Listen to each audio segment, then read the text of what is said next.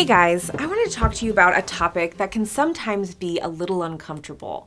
That's situations where sexually inappropriate behavior occurs. Now, I realize that this can really be an uncomfortable time for you and perhaps your loved one who's living with dementia. And I at times think the term sexually inappropriate behavior, maybe that's not the best way to describe it, because more than likely, your loved one with dementia doesn't know that their words or actions are inappropriate in the set of circumstances. But again, that doesn't make it any less awkward or uncomfortable for those involved.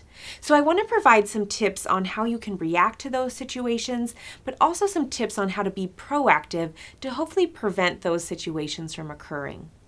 So in situations where you need to react to a sexually inappropriate behavior or sexual expression, first, remain calm.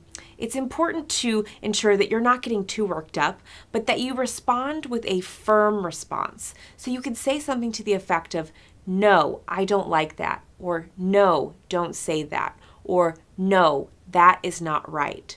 When you do that, it can also be helpful to involve a nonverbal action, such as putting your hand up. "No, please do not do that." At times, people living with dementia need a verbal and nonverbal cue, so that can help to reinforce your statement. But there's a fine line between a firm response and scolding or shaming, which we certainly do not want to scold or shame the individual, because again, they may not know that their words and actions in that circumstance are inappropriate. We also want to ensure we set clear boundaries. So when you do have a situation that occurs, be sure that you act immediately and act consistently if this situation has happened more than once. Drawing those clear boundaries can really help to establish that situation or that word or action is not appropriate in the circumstances. You also want to give that person space and privacy, especially during those activities that are a little more intimate, like bathing, grooming, and dressing.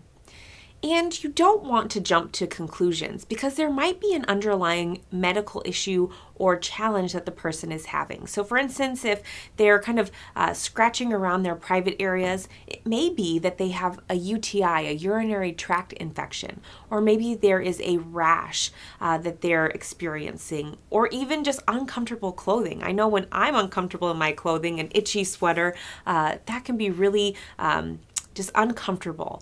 So you might want to look into those types of things before, again, you jump to any conclusions. Now for some proactive tips. You want to be sure that you're not sending mixed signals, anything that could be misinterpreted. So depending on, your relationship to your loved one, terms of endearment like honey or sweetie, those might be misinterpreted. Same as hugs and kisses. That might be a great way for us to show affection, but there are other non-sexual forms of intimacy that we can provide our loved ones on a regular basis that can hopefully help to curb any sexually inappropriate behaviors. So those non-sexual forms of intimacy are things like hand-holding or rubbing that person's back, giving them a little shoulder massage or a scalp massage. Ooh, I love when somebody gives me a little scalp massage. So that can be a way that you show your loved one that you are connected to them, that you're there to support them, and that you love them. Something else you might want to consider is if your loved one is taking off their clothes in public or in inappropriate situations, that you ensure that their clothing is comfortable, that they're not getting too hot and wanting to take off their clothes.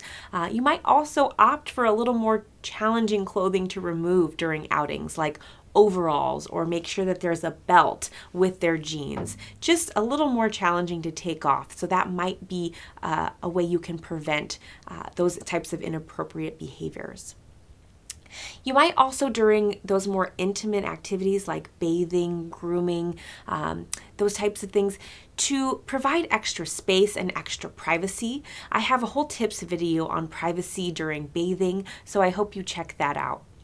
And then finally, try redirecting. I offer that tip in a lot of my videos just because it works in so many situations. So if you can tell that there might be an inappropriate situation that occurs, redirect the individual. That helps a lot of the time. And you might want to journal and keep track of when these situations are occurring and kind of the circumstances around the situation so that you can maybe try some new things, new tactics, or ways to approach. For example, if a female is being bathed by a male or vice versa, and there's some sexually inappropriate behaviors happening, try someone bathing of the same gender. That might be a good way to see if that sexually inappropriate behavior dissolves in those situations.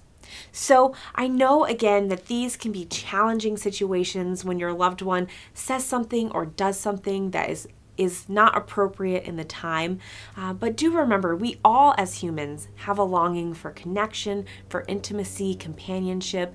So your loved one might be trying to show you that they are longing for that. And those are opportunities for you to provide those other ways of comfort and reinforcement, those shoulder rubs, hand holding, and that can be a way that you can hopefully provide for their need of love and intimacy. So I know that these types of situations can be uncomfortable and embarrassing, but hopefully these tips can help you address these situations and be proactive. And I'm sure that you have tips and advice that you can share, so I hope you will comment. And thanks so much for watching.